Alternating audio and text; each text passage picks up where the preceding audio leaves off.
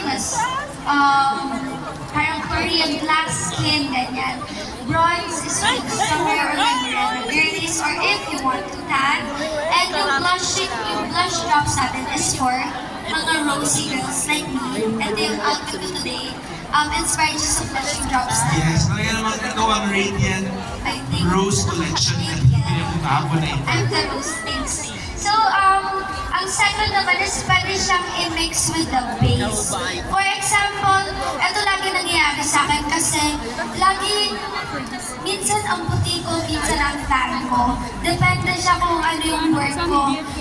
Lagi kasi ako nasa taping, minsan babad ako sa araw. So biglang nag-iiba agad yung shade ko. Eh hindi naman ako prepared lagi na meron akong darker shade. So sometimes, hinahaluan ko yung normal shade ko with the bronzing drops kung gusto ko mag-tan ng konti yung complexion ko. And if medyo parang ang puti ko naman dati, ginagamit ako ng brightening drops, or kapag gusto ko mas glowing ako, mas parang nakatulog ako ng 10 days in one night, ginagamit ko yung brightening drops. And kapag gusto ko medyo rosy, ginagamit ko yung blush drops natin. Third naman is pwede siya with a primer.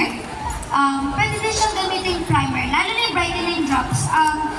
I really recommend na gamitin siya as primer para talagang nag-glow na yung face niya from within. And yung brightening sa kahit anong skin tone to.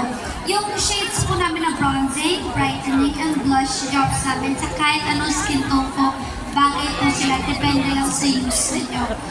Fourth, pwede siya as a highlighter. Pwede siyang parang topper sa makeup.